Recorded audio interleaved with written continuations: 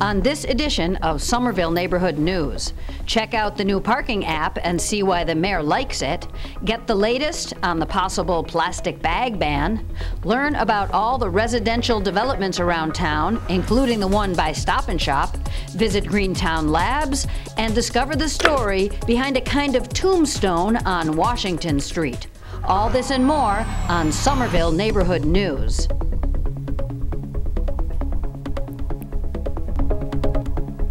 Hello and welcome to Somerville Neighborhood News. Today is December 2nd. I'm Kayla Mamalak.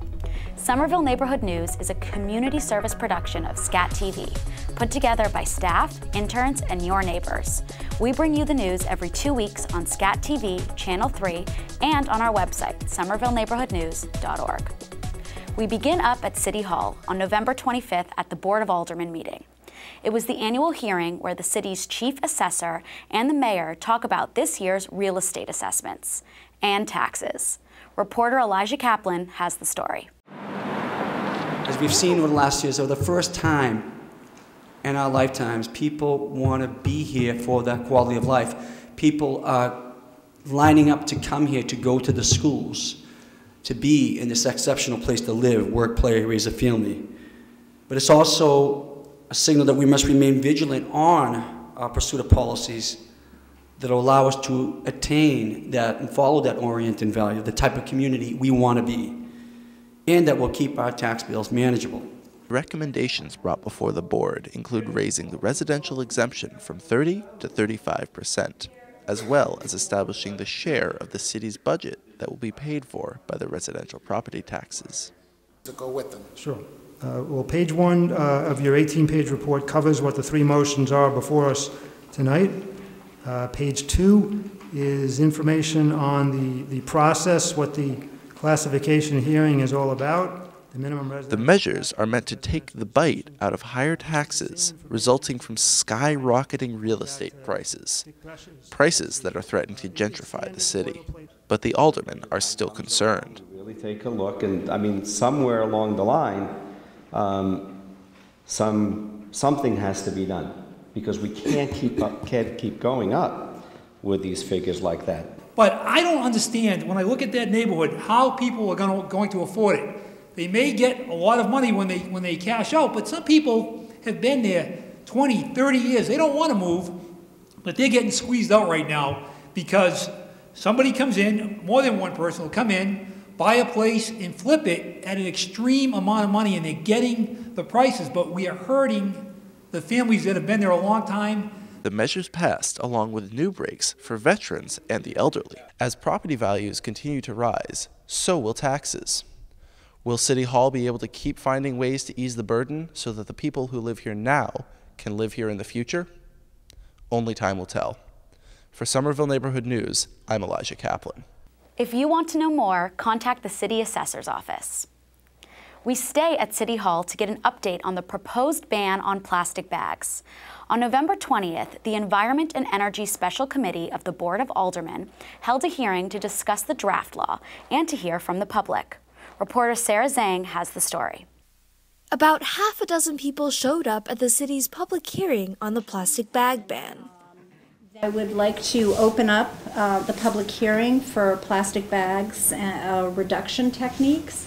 My daughter is in kindergarten. She's in first grade now. Last year she was in kindergarten. And every time we go shopping, she urges me not to take the plastic bags because she says, they kill turtles, Mommy.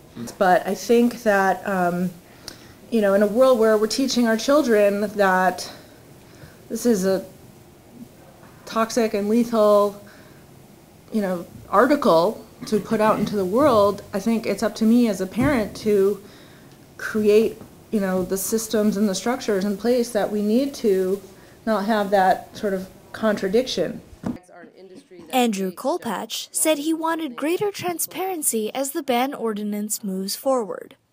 I'm grateful that you are seeing us. At the same time, disappointed that there aren't others here because I don't feel others know that this is happening this evening. We're gonna have to do it sooner or later, and we could come out looking good and be part of the movement towards it, or we can be forced into it eventually.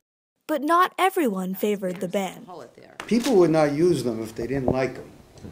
And the reasons that I would say 9 out of my 10 customers ask for plastic bags is it's convenient for them to carry things.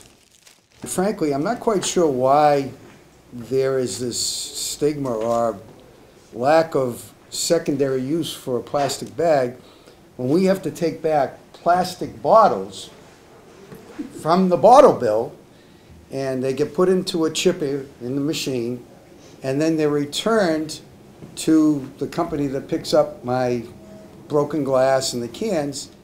I brought as my collection. I just went on a little lunchtime stroll along the Mystic, and in just, a little short walk, collected a lot of plastic cellophane and bags, and they come from Market Basket, Stop and Shop, Rite Aid, Target, liquor stores, which have those black plastic bags, and more. After hearing from the constituents in the room and via 2 emails, the alderman agreed that this committee supports an ordinance that would completely ban plastic bags. Somerville is a growing city with a large population, very dense, so there's a lot of plastic bags. So this bag is something that I collected in about 35 to 40 minutes, just walking in a small area. I'm very glad that I was able to help clean up the environment, but I also would rather not do this. So a plastic bag ban is really the only way that we're ever going to eliminate this issue. Specifics of the ordinance, such as the time frame, will be worked out as the ban moves forward. It didn't take me long to find these plastic bags by the river.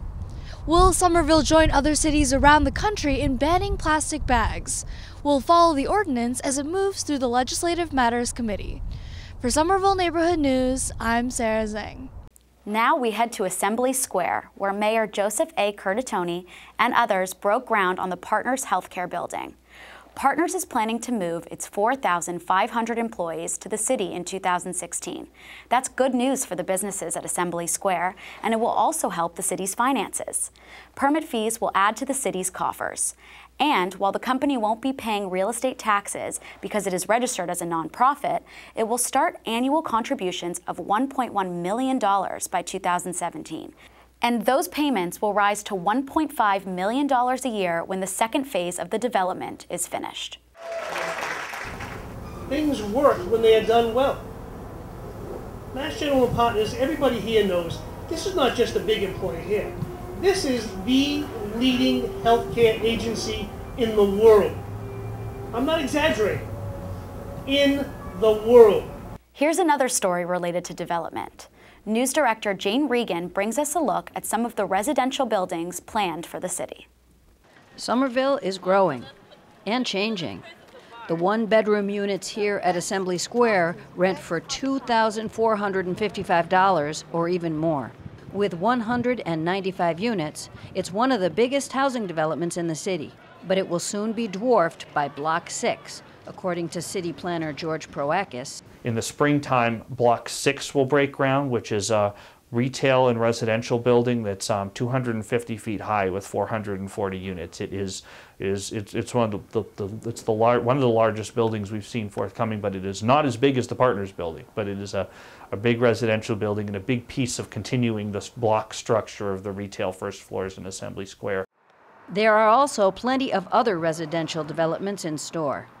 48 units for the old Sunoco site, 75 units next to the Stop and Shop on McGrath, 65 units on Washington Street, and over a dozen other medium to large size developments on Beacon, Broadway, Lowell, Medford, Summer, and on Somerville Avenue. The growth is not haphazard, according to Proakis.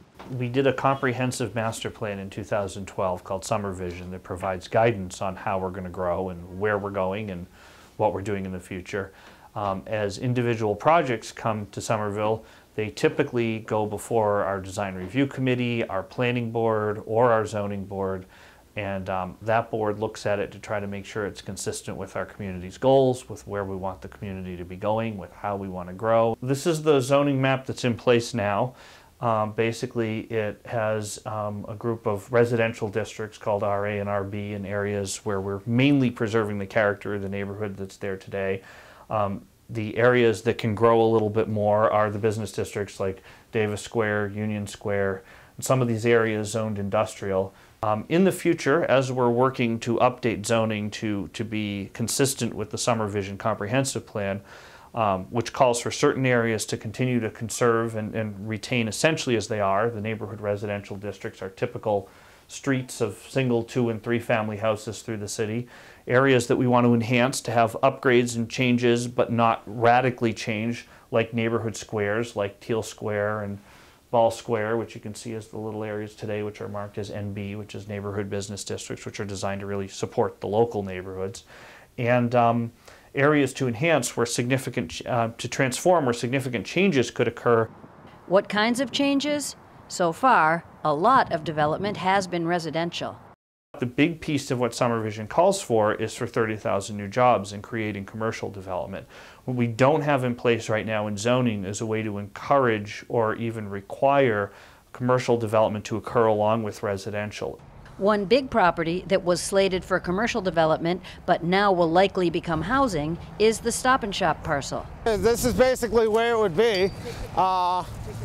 Over here is the old Harris Park, where they moved down to, they moved the original Harris Park down across Street East. So this would be part of the deal. And then all of this land here, basically up until the medians over here. Alderman McLaughlin and neighbors had many concerns with the original proposal. The response has been varied. I would say before it was 9-1, absolutely opposed. And then we've had a series of community meetings. I've held 4 community meetings within this past year. Over the last few months, it went from a 150-unit development to a 75-unit development. People still have concerns, or they had concerns, especially about traffic issues, air pollution issues, as we're right next to I-93. Because of community pressure, the developers have since promised to lower the size of the buildings, to renovate and maintain the old Chucky Harris Park, to buy the general insulation building and give it to the city, and to sell rather than rent the 75 units. It's come a long way, and I'm a person that I don't like saying no just for the sake of saying no. I like to have a good reason for supporting or not supporting something. I think I've done my best to try to get the neighbors' input. The one concern I still have with this site is the fact that it was promised for commercial development, and it maybe not conducive to a good commercial site. But it is concerning that the one site that we had dedicated to commercial is now being used for residential, and we see a lot of residential development without much commercial development. The Stop and Shop development is just one of many. This building behind me will be 8 stories high and have 100 units, mostly 1 and 2 bedrooms, with artist lofts on the first floor. Somerville is growing and changing. And as we've learned, the people who live here can and have helped determine the nature of that growth and change so far by going to meetings and public hearings and by being in touch with their aldermen. As the city becomes more and more attractive to investors, businesses, and potential homeowners, more growth and change are inevitable. Will Somerville retain its unique character? That's up to the people who live here. For Somerville Neighborhood News, I'm Jane Regan. So Jane, you did a lot of research on that story. Why don't you tell us what you learned? Well, I learned so much I couldn't fit it all into the story. One key factor to preserving the uniqueness of this city is going to be to make sure that there's enough affordable housing for the people who live here and who want to live here. What do you mean by that?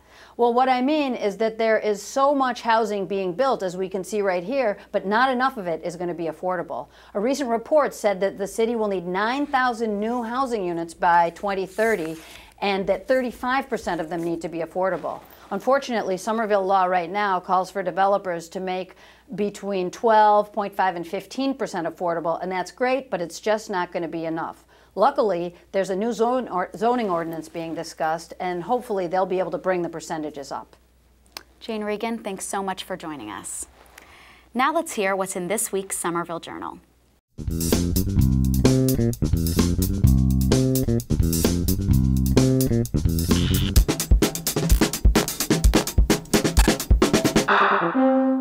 Hello, in this week's journal you'll find our ongoing coverage of the search for the new school superintendent, a wrap-up of the Cambridge-Somerville football game, and coverage of the groundbreaking of the new Partners building at Assembly Square. You can catch us at somerville.wickedlocal.com, follow us on Twitter at VilleJournal, and always get in touch with me at datkinson@wickedlocal.com or 617-629-3385. Parking in Somerville just got a whole lot easier. With the help of Park Mobile, a new smartphone app, Somerville residents, visitors, and shoppers can park without the fear of getting a parking ticket. Somerville Neighborhood News sent me out to get the details. On November 24th, a new app was launched for Somerville drivers. The Park Mobile app will be a phone app which allows for consumers, those visiting, or living, or doing business in Somerville, to be able to have a more customer service, user-friendly, application to park their cars. So you won't have to rummage through your pockets or bags or your car and your seats for those extra quarters, and not have to worry. Somerville is the first city in Massachusetts to sign up for Park Mobile, but officials predict that it will extend throughout the state. Boston, Cambridge, I think all the municipalities will have this soon. City officials predict they will be writing less parking tickets and thus bring in less revenue. Currently in fiscal year 2014, the city brought in about $1.5 million in parking receipts. So if we went 30% of that, that would be a high number. But no jobs will be lost. This will do nothing to city jobs. This convenience is for the folks to park in Somerville so that they won't get tickets. This is a win-win for everyone. What we're looking for is not to get you, catch you by like a meter. We want to advance good policy. We want to advance in mobility that makes sense for the community. The app allows users to pay for parking right on their phone and even notifies them when their meter time is running out. And that gives us so many opportunities. First of all, it's important for customer service, but for also local businesses. We want repeat customers coming to their businesses. It's another step in Somerville's creative, innovative, curious way of thinking about what it wants to be when it grows up. And Mayor Curtatone admits that he is excited about the app for personal reasons as well. Yeah, I'll be paying my latest parking ticket today, actually. I'm looking forward to the app because I pay my share of tickets. The Park Mobile app has been active for about a week now and operates through a sticker system. Each meter has a number right here, and you can scan or punch into your app and pay directly with your credit card for as long as you want. With Somerville Neighborhood News, I'm Kayla Mamalak. Now a word from comedian Jimmy Tingle, who's getting in on the citywide campaign to encourage people to stop buying bottled water. Hello folks, this is comedian Jimmy Tingle with some great tips on how to stay healthy and save money at the same time. Are you ready for this? I'm talking about tap water. That's right, ladies and gentlemen, tap water. Who needs to spend hundreds of dollars on bottled water every year when you can get water practically free from your kitchen sink or your neighborhood park? That's right. Let me tell you something, folks. I have been drinking tap water. Look at this. I have been drinking tap water practically my whole life, and I think I look pretty good. Next, one of our reporters uncovers the story behind a small monument on Washington Street. This marker on Washington Street marks the place James Miller was slain by the British in 1775. It's a small, unassuming thing, but the event that it commemorates and the man who died here are important pieces of American history, right in Union Square.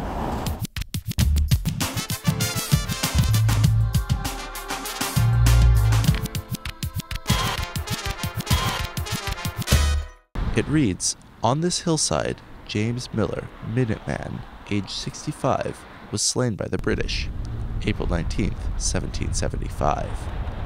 I'm too old to run." Who was James Miller? Here in Union Square, what is now called Somerville Ave used to be called Milk Street. It was the route dairy farmers used to deliver goods from Middlesex County to the markets in Charlestown and Boston. It was also the route British soldiers used after the Battle of Lexington and Concord, the start of the Revolutionary War. Miller, a local farmer, and other colonists were up here on Prospect Hill, firing down at the British line from behind a stone wall. As artist Ross Moffat portrayed in this mural that's inside the Union Square post office. They were ambushed from behind by a smaller party of redcoats. Knowing they could not win, they decided to retreat. It was then that Miller said, "I'm too old to run." He told others to escape while he remained to hold off the soldiers. He is reported to have not died until he was shot 13 times. The story isn't just about James Miller dying or the British killing him. It's also about the history that can be found all around us. I pass that marker on Washington Street every day on the way to work. For 5 months, it was just an obstacle, something to walk around. When you take the time to stop and learn about the world around you, you may be surprised about the people, places, and things that brought us here today. For Somerville Neighborhood News, I'm Elijah Kaplan. And here's an announcement that will interest everyone who wants all of Somerville's young residents to turn out as curious as Elijah. The city recently launched a new website, somervillehub.org, in order to help connect families of all youngsters with all of the resources available here. The site can be translated into dozens of languages. It links to information about schools, childcare, and also many programs and activities. And last, reporter Yuxiao Yuan takes us on another adventure to discover Greentown Labs. But she begins her story outside, underneath the prototype for a unique energy-producing canopy. Imagine a freestanding structure. You can sit underneath, lounge, or have dinner, charge your phones, charge your tablets, all the while being powered by solar. This solar canopy from System Solar is an outdoor example of the innovation happening at Greentown Labs, a Somerville-based incubator housing 44 startups focused on energy and environment. We have technologies that allow us to create solar panels of any color, any shade, any pattern. So if it's something that you want to match your rooftop, or if you want to use it as a branding medium, if you want to use it as an architecturally integrated element, we can do all that with our technology. Inside Greentown Labs, there are dozens of other cool inventions, machines, software, even a gizmo that can detect nuclear weapons. And we are making a new low-cost neutron detector. They don't exist in large numbers around large cities. Or in large cities. And so what we're trying to do is get the price down so that you can actually put whole networks of these things together, and it would greatly increase the amount of protection and security for the major cities in the US and globally. Just down the hall, there is a low-cost micro-turbine. You can imagine in New York, we're going to have a lot of snow, and in North Dakota, it's -10 degrees on any given day around this time, and it's so cold that people can't work outside. So there's a big need for a heating system to keep everyone warm and keep everyone, and to do it safely. And so we've developed a turbine solution that does that, and we're having our first production run of 4 units going out into the field this winter. Just a few feet away, a software system makes energy use more efficient. And what we do is actually, we manage the air conditioning in commercial and industrial facilities to help them actually use less energy and save money for their operation. With our system, a company can actually save somewhere between 10 and 20% of their total overall energy expense by controlling HVAC systems, or the heating, ventilation, and air conditioning within their facility. Greentown Labs started when several MIT graduates running 4 startup companies decided to share an old warehouse in Cambridge. As more and more clean technology startups joined them, Greentown moved to Somerville and transformed into an incubator that is now home to over 50 companies, providing them with space, equipment, and even networking services. The big challenge that all these companies face is convincing someone to give them a big round of capital to grow and scale their companies, or convincing someone that their technology makes sense to acquire. We have a very strong network of investors, of potential strategic partners and acquisition partners for these companies, of law firms, of accounting firms, of HR, PR, you name it. All of these folks that we have actually scoped out as good preferred vendors and partners for our companies. We wouldn't be able to afford a place like this and all of the resources that we get, not just the physical space, but all of the resources that come from, you know, mechanical and electrical CAD software to just contacts that we make, to other kinds of analysis software that we have access to through a lot of our partners. If I need help with financing, looking at grants, those guys are just a desk or two away. The other thing that's great is the shared tools and shared knowledge about how you design and build things. 2 weeks ago, Greentown Labs launched a new program with the help of the state's Manufacturing Extension Partnership. One thing that they need is to connect with manufacturers. We know that because we've seen lots of cases where they ask for a certain part to be built and it comes back and it's the wrong tolerance, or it comes back and it's the wrong shape, size, color. There's some reason that it doesn't quite work. The program will start with a survey. The survey will allow companies, both on the manufacturing side and the startup side, to tell us what they need. The next phase is a series of workshops where we get them together. We help teach startups how to be good customers and help teach manufacturers how to work with startups. Then we form a number of partnerships between manufacturers and startups, really watch those as they grow. And the final outcome of this will be a set of best practices which can be used not only by future Greentown companies, but also by startups across the state and across the region. City officials and Greentown Lab staff are hopeful that the new program will stimulate the city economy and job growth.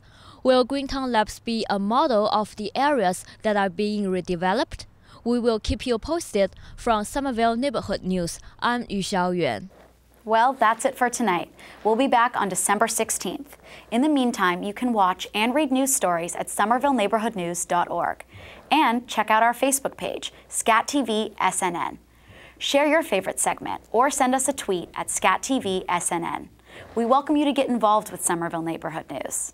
Become a reporter or just send in your ideas. Call us at 617-628-8826 or write to news@scatvsomerville.org. I'm Kayla Mamalak, and I'll see you around the neighborhood.